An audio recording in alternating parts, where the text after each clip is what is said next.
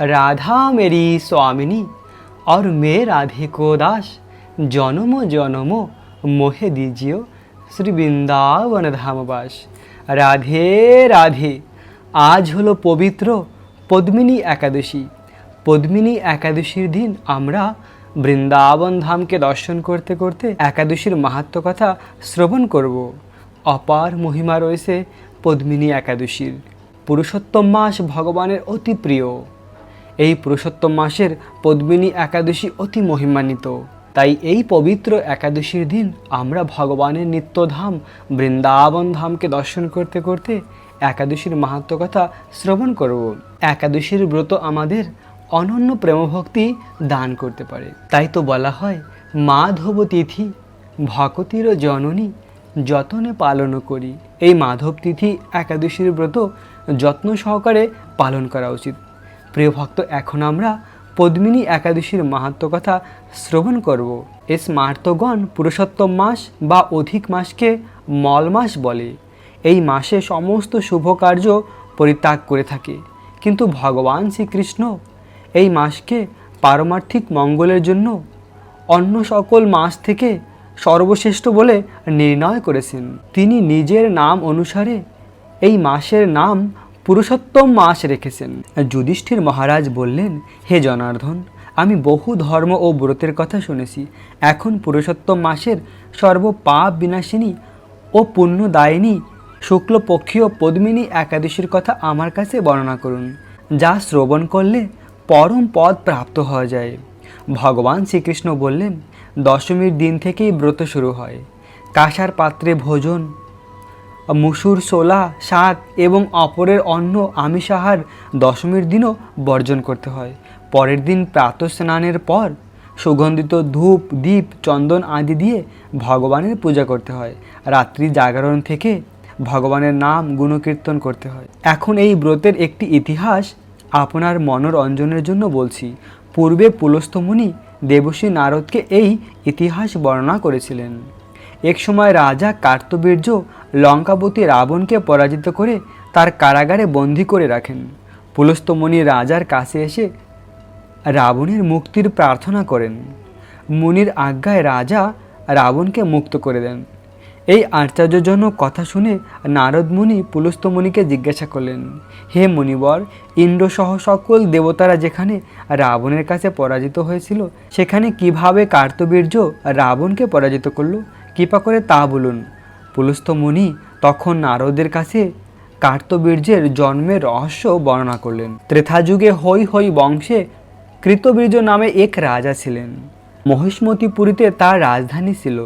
রাজার 1000 পত্নী ছিল, কিন্তু রাজ্যভার গ্রহণের মতন কোনো পুত্র রাজার ভাগ্যে হয়নি। দেবতাদের আরাধনা করেও সুফল মেলেনি। তার অবশেষে সাধুদের আজ্ঞা অনুসারে বিভিন্ন ব্রত পালন করলেন, তথাপি রাজা ছিলেন অপুত্রকর। মন্ত্রীর উপরে রাজ্যভার অর্পণ করে তপস্যায় যাবেন বলে স্থির করলেন। রাজা কৃতবীর্য আর রানী ছিলেন মহারাজ হরিশ্চন্দ্রের কন্যা পদ্মিনী, এবং সেই পদ্মিনী ছিলেন অত্যন্ত প্রতিব্রতা। স্বামীর সঙ্গে তিনিও তপস্যার জন্য মন্দার পর্বতে গমন করলেন। সেখানে তারা 10,000 বছর কঠোর তপস্যা করলেন, কিন্তু তবুও কৃতবীর্য পুত্র সুখে বঞ্চিতই রইল। রানী পদ্মিনী মহাসাধ্বী অনুসয়াকে জিজ্ঞাসা করলেন, হে সাধ্বী, পুত্র লাভের জন্য আমার স্বামী 10,000 বছর তপস্যা করলেও বিফল হয়েছে। এখন যে ব্রত পালনে ভগবান প্রসন্ন হয় এবং অতিশ্রেষ্ঠ পুত্র লাভ হয়, এমন কোনো উপায় বিধান করুন। পদ্মিনীর প্রার্থনায় দেবী অনুসয়া প্রসন্ন হলেন। 32 মাস অন্তে এক অধিক মাস বা পুরুষোত্তম মাস আসে।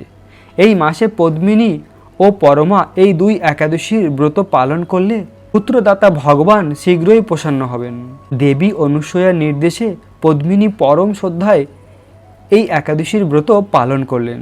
এই ব্রতে সন্তুষ্ট হয়ে স্বয়ং ভগবান গরুরের বাহনে আরোহণ করে পদ্মিনী দেবীর সম্মুখে উপস্থিত হলেন।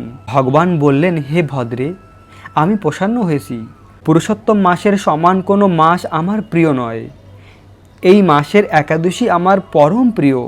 তুমি সেই ব্রত যথাযথ পালন করেছো, তাই আমি তোমার ইচ্ছারূপ বর প্রদান করব। ভগবানের স্তব করে রানী বললেন, হে ভগবান, আমার স্বামীকে আপনি বরদান করুন। ভগবান তখন রাজার কাছে এসে বললেন, হে রাজেন্দ্র, আপনার অভিলাষিত বর প্রার্থনা করুন। মহা আনন্দে রাজা বললেন, হে জগৎপতি মধুসূদন, দেবতা, মানুষ, নাগ, দৈত্য, রাক্ষস আদি কেউ তাকে পরাজিত করতে পারবে না, এমন পুত্র আমি প্রার্থনা করি। রাজার প্রার্থনা অনুসারে বর দান করে ভগবান অন্তরিত হলেন। রাজা পত্নীসহ নগরে ফিরে এলেন। যথাসময়ে রানী পদ্মিনী গর্ভে মহাবলশালী এক পুত্রের জন্ম হয়। মহারাজ কৃতবীর্য পুত্রের নাম রাখেন কার্তবীর্য। ত্রিলোকে তার সমান আর কোনো বীর ছিল না, তাই দশানন রাবণকেও যুদ্ধে পরাজিত করেছিলেন। শ্রীকৃষ্ণ বললেন, হে মহারাজ, এই ব্রত যিনি পালন করেন তিনি ভগবান শ্রীহরির শ্রীপাদপদ্মে অহৈতুকী ভক্তি লাভ করেন। শ্রীকৃষ্ণের উপদেশে ধর্মরাজ পরিবারসহ এই একাদশীর ব্রত পালন করেছিলেন। যিনি এই ব্রতকথা পাঠ ও শ্রবণ করেন তিনি বহু পুণ্য লাভ করেন। এরকম অপার মহিমা রয়েছে পুরুষোত্তম মাসের পদ্মিনী একাদশী। ভগবান স্বয়ং প্রকাটিত হয়ে নিজে বলেছেন যে পুরুষোত্তম মাসের মতন প্রিয় আর কোনো মাস নেই আমার। ভগবানের খুব প্রিয় এই পুরুষোত্তম মাস, আর সেই পুরুষোত্তম মাসের এই পদ্মিনী একাদশী আরও মহিমান্বিত। তাই সকলে আজকের এই একাদশীর দিন এই একাদশীর মাহাত্ম্য কথা শ্রবণ, বৃন্দাবন ধাম দর্শন, এভাবে বৃন্দাবন ধাম দর্শন করে রাধাকৃষ্ণের প্রতি অহৈতুকী প্রেম হৃদয়ে জাগৃত হতে পারে।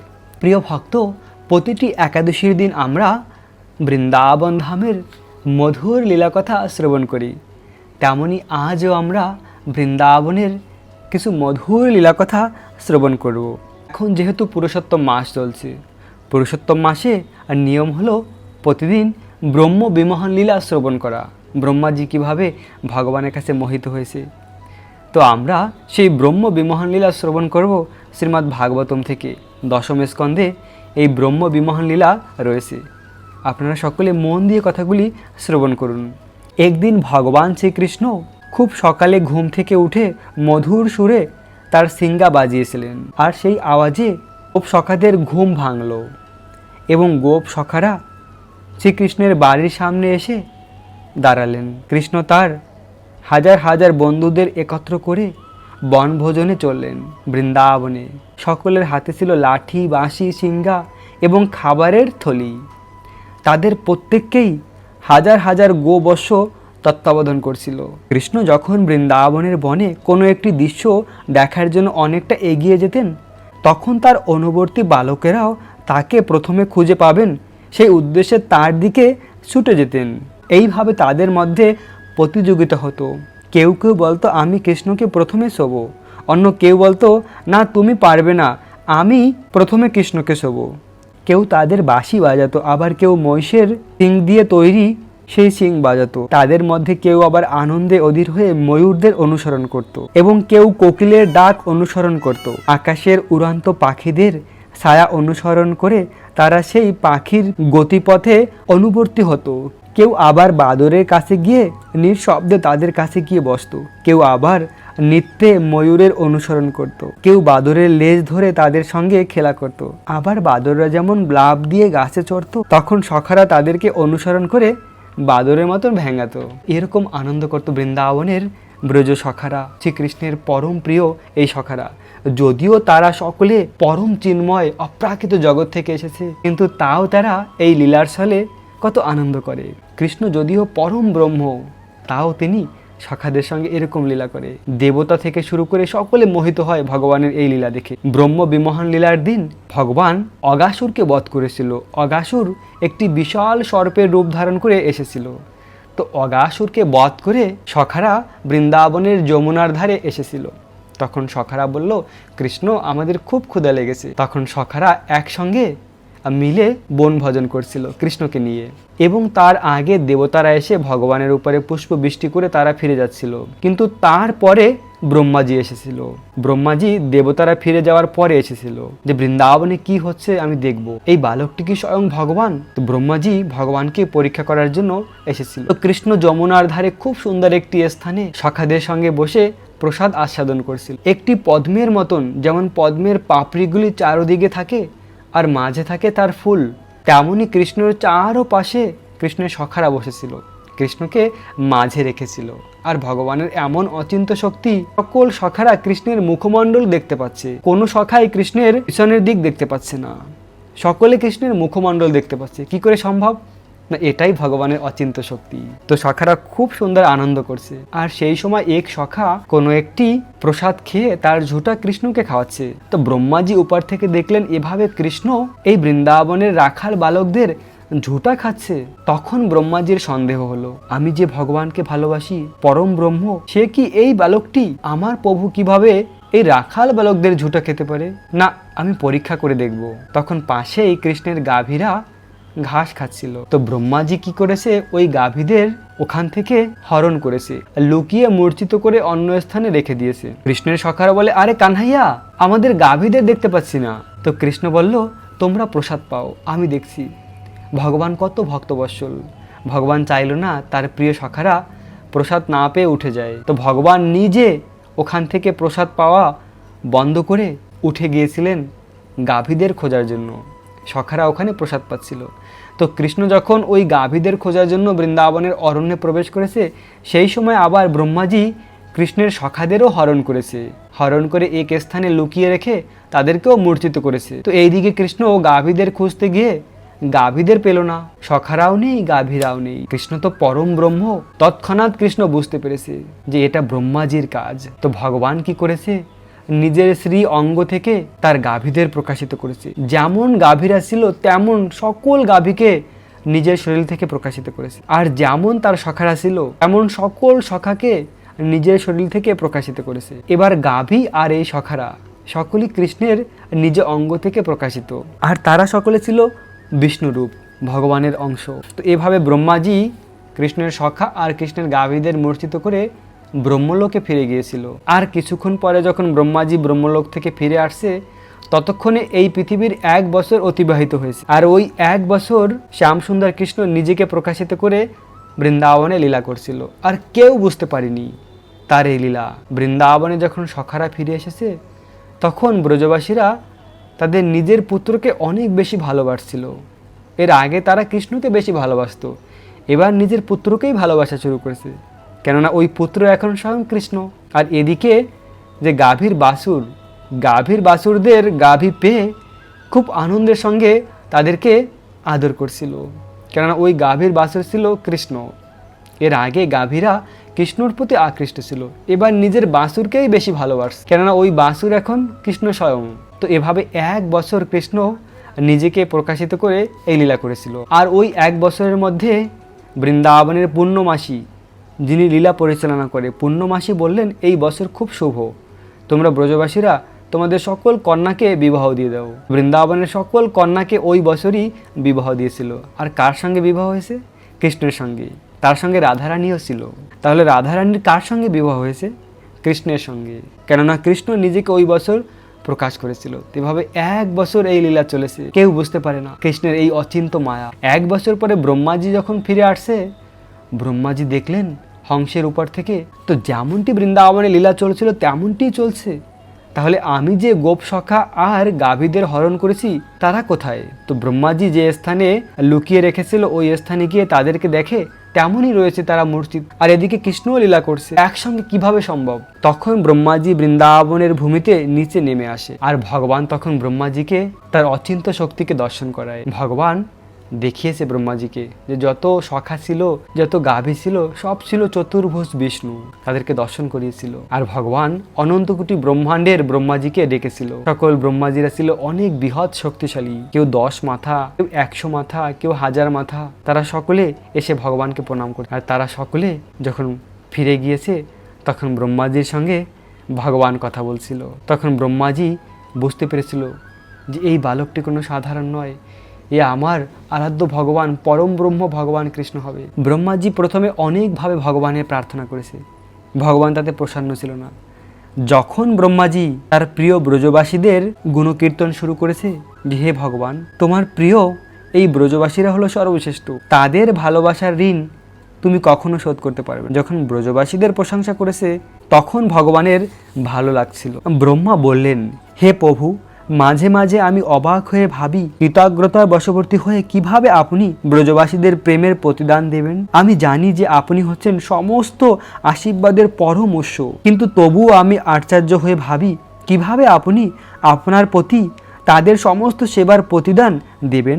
আমি ভাবি আপনি কত কৃপালু, কত মহৎ, যে স্নেহময়ী মাতৃরূপ নিয়ে পুতনা আপনাকে হত্যা করতে এসেছিল, কিন্তু তুমি এত দয়ালু, এই পুতনাকেও মাতৃপদ দান করেছো। শুধু পুতনা নয়, অগাসুর, বকাসুর আদি সমস্ত অসুরেরা মুক্তি লাভ করেছে।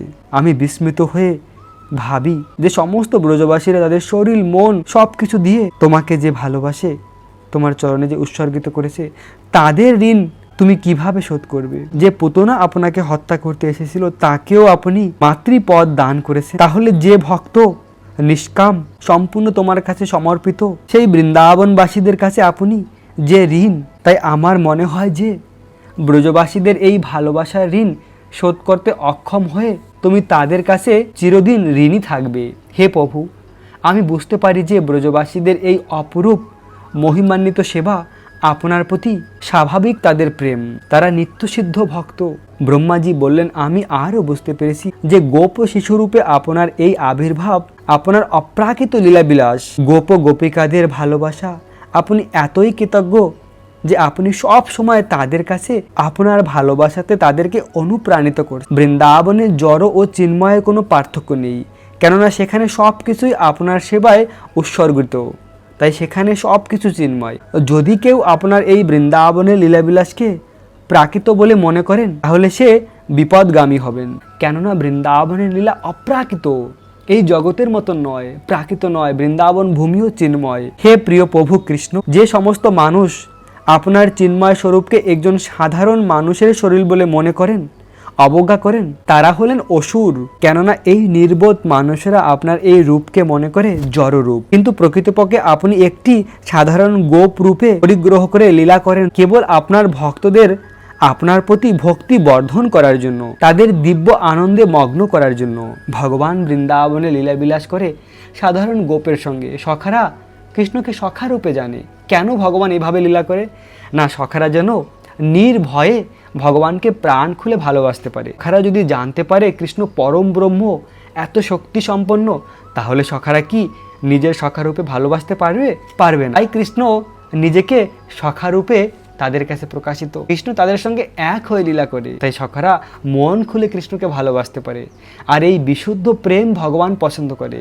চৈতন্য চরিতামৃতে বলা হয়েছে, পিয়া যদি মান করে করেন ও ভর্ষণ, বেদ স্তুতি হইতে হরাই মোর মন। যে ব্রজ গোপিকারা রয়েছে তারা যদি মান করে কৃষ্ণকে ভর্ষণা করে, আর ওই ভর্ষণা কৃষ্ণের কাছে বেদ স্তুতি থেকে আরও বেশি আনন্দ লাগে, কেননা তাদের প্রেম বিশুদ্ধ, তাদের ভর্ষণার মধ্যেও লুকিয়ে আছে বিশুদ্ধ প্রেম, কৃষ্ণ সেটা জানে। তাই এই সখাদের সঙ্গে কৃষ্ণ যে লীলা করে, এই সখারা কৃষ্ণের পরম শুদ্ধ ভক্ত, তাই তাদের কাছে কৃষ্ণ একজন সাধারণ বালক রূপে নিজেকে প্রকাশ করে, কিন্তু সময় সময় প্রয়োজন হলে নিজের ঐশ্বর্য প্রকট করে, যে এই ভয়ঙ্কর অসুরদের বধ করে সখাদের রক্ষা করার জন্য, ব্রজবাসীদের রক্ষা করার জন্য।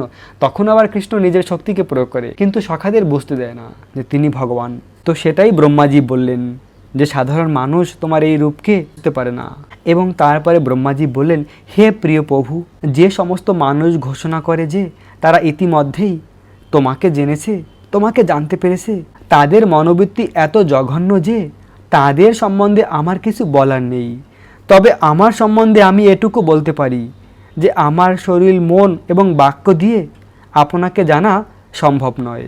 আপনার মহিমা সম্বন্ধে আমি কি বলতে পারি, অথবা আমার এই ইন্দ্রিয়র দ্বারা আমি কখনো আপনাকে জানতে পারবো না। ভেবে দেখুন যে ব্রহ্মাজি এই জগৎ সৃষ্টি করেছে, এত শক্তিশালী ব্রহ্মাজি, তিনি স্বয়ং বলছেন যে সকল মানুষ বলবে আমি ভগবানকে জেনে গিয়েছি, তাদের সম্বন্ধে আমি কিছু বলতে চাই না। ব্রহ্মাজি বলেছেন, তবে আমি নিজের সম্বন্ধে বলতে পারি। যদি আমাকে বলা হয় তাহলে আমি বলবো আমার এই মন, ইন্দ্রিয়, আমার সব কিছুর দ্বারা আমি কখনো ভগবানকে জানতে পারবো না, কেননা ভগবান হলো অসীম, অনন্ত। ভগবানকে কেউ জানতে পারে না। মনোধর্ম, জল্পনা কল্পনার মাধ্যমে কখনো ভগবানকে বোঝা যায় না। ভগবানকে কে বুঝতে পারে? না, ভক্ত বুঝতে পারে। যে ভক্ত নিষ্কাম হয়ে অন্য সকল রকমের চাহিদা বর্জিত করে শুধুমাত্র কৃষ্ণকে ভালোবাসে, যার জীবনে কৃষ্ণ ছাড়া আর কিছু নেই, কৃষ্ণই যার জীবনের সব কিছু। ওই নিষ্কাম ভক্তের কাছে ভগবান নিজেকে প্রকাশ করে। ভগবান যে ভক্তকে জানায় নিজেকে, ওই ভক্ত ভগবানকে জানতে পারে। ভগবানের ইচ্ছার মাধ্যমেই ভক্ত ভগবানকে জানতে পারে, না হলে কেউ ভগবানকে জানতে পারে না। তো ব্রহ্মাজি সেটাই বলেছেন যে আমি ব্রহ্মা হয়ে আমি ভগবানকে জানতে পারি না। এভাবে ভগবানকে অনেকভাবে প্রার্থনা করে ব্রহ্মাজি বললেন, হে ভগবান, তোমার অনুমতি পেলে এখন আমি ব্রহ্মলোকে ফিরে যেতে চাই। কেননা আমি চাই তুমি তোমার সখাদের নিয়ে আবার লীলা শুরু করো, তোমার এই মধুর লীলা। তখন ব্রহ্মাজি ভগবানকে 3 বার প্রদক্ষিণ করে ভগবানকে প্রণাম করে তিনি ব্রহ্মলোকে ফিরে গেলেন। তাই তো এই কলিযুগে সেই ব্রহ্মাজি আবার যবনকুলে জন্মগ্রহণ করেছিল হরিদাস ঠাকুর রূপে। আর এমন মহান ভক্ত হয়েছে হরিদাস ঠাকুর, প্রতিদিন 3 লক্ষ মালা জপ করতেন, ভগবানের নাম জপ করতেন 3 লক্ষ। আর তিনি নামাচার্য হয়েছিলেন হরিদাস ঠাকুর। তো এভাবে ব্রহ্মাজি সেই তার অপরাধ থেকে মুক্ত হয়েছিলেন এই কলিযুগে হরিনাম সংকীর্তন করে, আর ভগবানের কৃপা লাভ করে ভগবানের ধাম প্রাপ্ত হয়েছে। যিনি কৃষ্ণ ভাবনাময় ভক্তির স্তরে উন্নীত হয়েছেন, তার কাছে বৈকুণ্ঠ বা চিৎ জগৎ আর দূরে নয়। দেখুন এখানে ভাগবতমে বর্ণিত করা হয়েছে, যিনি ভগবানের ভক্তি পরায়ণ, যিনি ভগবানকে হৃদয় থেকে ভালোবাসেন, তার কাছে বৈকুণ্ঠ কিংবা ভগবানের চিৎ জগৎ আর দূরে নয়। তিনি আর এই জড়জগতের বিপদগ্রস্ত হয় না। ব্রহ্মাজি তার স্তব শোনানোর পরে ব্রহ্মাজি যখন ফিরে গেলেন, তখন কৃষ্ণ গোপ সখাদের কাছে এলেন সরোবরের তীরে বনভোজন করার জন্য, এবং তার প্রতি ব্রহ্মার যে স্তব, এই সব কিছুই ছিল চিন্ময়। যারা এই লীলাবিলাস শ্রবণ করে তাদের পারমার্থিক কামনা বাসনা পূর্ণ হয়, অর্থাৎ ভগবানের ভক্তি লাভ করেন। এইভাবে শ্রীকৃষ্ণের বাল্যলীলা, বৃন্দাবনের কৃষ্ণ বলরাম সহ এই ব্রহ্ম বিমোহন লীলা যে শ্রবণ করেন, তিনি ভগবানের ভক্তি লাভ করেন। তো তারপরে ব্রহ্মাজি ফিরে যাওয়ার পরে ভগবান যে নিজের মাধ্যমে প্রকাশিত করেছেন, তারা সব কিছু ভগবানের শরীরে প্রবেশ করেছেন। আর ব্রহ্মাজি তার যে সখা আর গাভীদের ফিরিয়ে দিয়েছেন। তো তখন সেই সখা আর গাভীদের জ্ঞান ফিরে এসেছে, আর তারা ভেবেছেন এক মুহূর্ত কৃষ্ণ গিয়েছিল গাভীদের খোঁজার জন্য, কৃষ্ণ এক মুহূর্তে ফিরে এসেছে। সখারা বুঝতেও পারেনি যে 1 বছর অতিবাহিত হয়েছে। তারা ভেবেছে কৃষ্ণ এই এখনই গিয়েছে, এখনই ফিরে আসছে। তো সখারা বলছিল, কৃষ্ণ তুমি খুব তাড়াতাড়ি ফিরে আসছো, আসো আসো আমরা একসঙ্গে প্রসাদ পাই। তো কৃষ্ণ স্মৃত হেসে সখাদের সঙ্গে প্রসাদ পাচ্ছিল। এভাবে কৃষ্ণের এই লীলা অচিন্ত লীলা। ভগবান তার ভক্তকে খুব ভালোবাসে, ভগবান ভক্তবৎসল। এই পুরুষোত্তম মাস ভগবানের অতি প্রিয়। পুরুষোত্তম মাসের এই পদ্মিনী একাদশী ভগবানের আরও প্রিয়। তাই সকলে এই পদ্মিনী একাদশীর দিন ভগবানের লীলা কথা শ্রবণ করুন, ভগবানকে ভালোবাসুন। প্রিয় ভক্ত, এখন আমরা একাদশীর পরের দিন পারণের সময়সীমা জেনে নেব। পশ্চিমবঙ্গের পারণের সময় সকাল 4:52 থেকে 7:59 মধ্যে, দিল্লির পারণের সময় সকাল 5:24 থেকে 7:59 মধ্যে, বৃন্দাবনের পারণের সময় সকাল 5:24 থেকে 7:59 মধ্যে, উত্তরপ্রদেশের পারণের সময় সকাল 5:13 থেকে 7:59 মধ্যে, মুম্বাই মহারাষ্ট্রের পারণের সময় সকাল 6টা থেকে 7:59 মধ্যে, পুনে মহারাষ্ট্রের পারণের সময় সকাল 5:57 থেকে 7:59 মধ্যে, নাগপুর মহারাষ্ট্রের পারণের সময় সকাল 5:32 থেকে 7:59 মধ্যে, চেন্নাই তামিলনাড়ুর পারণের সময় সকাল 5:41 থেকে 7:59 মধ্যে, ভুবনেশ্বর উড়িষ্যার পারণের সময় সকাল 5:06 থেকে 7:59 মধ্যে, ঝাড়খণ্ডের পারণের সময় সকাল 5:01 থেকে 7:59 মধ্যে, বিহারের পারণের সময় সকাল 5:56 থেকে 7:59 মধ্যে, ছত্তিশগড়ের পারণের সময় সকাল 5:19 থেকে 7:59 মধ্যে, শিলং মেঘালয়ের পারণের সময় সকাল 4:32 থেকে 7:59 মধ্যে, গুয়াহাটি আসামের পারণের সময় সকাল 4:31 থেকে 7:59 মধ্যে, আগরতলা ত্রিপুরার পারণের সময় সকাল 4:38 থেকে 7:59 মধ্যে, মিজোরামের পারণের সময় সকাল 4:32 থেকে 7:59 মধ্যে, মণিপুরের পারণের সময় সকাল 4:25 থেকে 7:59 মধ্যে, নাগাল্যান্ডের পারণের সময় সকাল 4:20 থেকে 7:59 মধ্যে, অরুণাচল প্রদেশের পারণের সময় সকাল 4:23 থেকে 7:59 মধ্যে, সিকিমের পারণের সময় সকাল 4:41 থেকে 7:59 মধ্যে, উত্তরাখণ্ডের পারণের সময় সকাল 5:13 থেকে 7:59 মধ্যে, হিমাচল প্রদেশের পারণের সময় সকাল 5:17 থেকে 7:59 মধ্যে, পাঞ্জাবের পারণের সময় সকাল 5:26 থেকে 7:59 মধ্যে, হরিয়ানার পারণের সময় সকাল 5:26 থেকে 7:59 মধ্যে, রাজস্থানের পারণের সময় সকাল 5:42 থেকে 7:59 মধ্যে, গুজরাটের পারণের সময় সকাল 5টা 57 থেকে 7টা 59-এর মধ্যে, মধ্যপ্রদেশের পালনের সময় সকাল 5টা 29 থেকে 7টা 59-এর মধ্যে, হায়দ্রাবাদ তেলেঙ্গানা পালনের সময় সকাল 5টা 41 থেকে 7টা 59-এর মধ্যে, বিশাখাপত্তনম অন্ধ্রপ্রদেশের পালনের সময় সকাল 5টা 21 থেকে 7টা 59-এর মধ্যে, গোয়ার পালনের সময় সকাল 6টা 2 থেকে 7টা 59-এর মধ্যে, ব্যাঙ্গালোর কর্ণাটকের পালনের সময় সকাল 5টা 52 থেকে 7টা 59-এর মধ্যে, কেরালার পালনের সময় সকাল 6টা 1 থেকে 7টা 59-এর মধ্যে, জম্মু কাশ্মীরে পালনের সময় সকাল 5টা 20 থেকে 7টা 59-এর মধ্যে, আন্দামান নিকোবরে পালনের সময় সকাল 5টা 52 থেকে 7টা 59-এর মধ্যে, বাংলাদেশের পালনের সময় সকাল 5টা 17 থেকে 8টা 29-এর মধ্যে, নেপালের পালনের সময় সকাল 5টা 9 থেকে 8টা 14-এর মধ্যে, ভুটানের পালনের সময় সকাল 5টা 7 থেকে 8টা 29-এর মধ্যে, শ্রীলঙ্কার পালনের সময় সকাল 5টা 53 থেকে 7টা 59-এর মধ্যে, মালদ্বীপের পালনের সময় সকাল 5টা 53 থেকে 7টা 29-এর মধ্যে, মায়ানমারের পালনের সময় সকাল 5টা 26 থেকে 8টা 59-এর মধ্যে, পাকিস্তানের পালনের সময় সকাল 4টা 59 থেকে 7টা 29-এর মধ্যে, মালয়েশিয়ার পালনের সময় সকাল 7টা 1 থেকে 10টা 29-এর মধ্যে, সিঙ্গাপুরের পালনের সময় সকাল 6টা 56 থেকে 10টা 29-এর মধ্যে,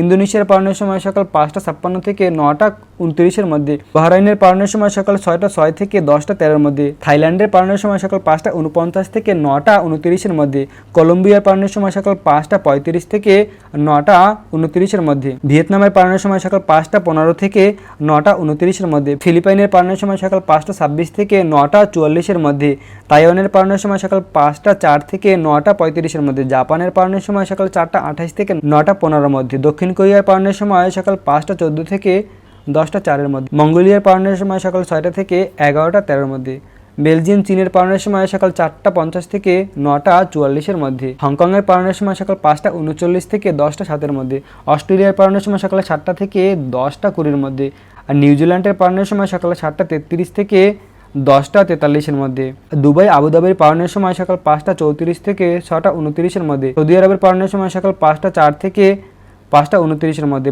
বাহরাইনের পালনের সময় সকাল 4টা 46 থেকে 5টা 29-এর মধ্যে, কুয়েতের পালনের সময় সকাল 4টা 50 থেকে 5টা 29-এর মধ্যে, কাতারের পালনের সময় সকাল 4টা 44 থেকে 5টা 29-এর মধ্যে, ওমানের পালনের সময় সকাল 5টা 20 থেকে 6টা 29-এর মধ্যে। এই ছিল পৃথিবীর অনেক স্থানের পালনের সময়। প্রিয় ভক্ত, এই সময় পালন করে একাদশীর ব্রতকে সম্পূর্ণ করুন। আপনাদের সকলকে পদ্মিনী একাদশীর অনেক অনেক শুভেচ্ছা, অভিনন্দন। তো প্রিয় ভক্ত, বৃন্দাবনের রাধাকুণ্ডে আমার মন্দিরের কাজ অতি শীঘ্রই শুরু হচ্ছে।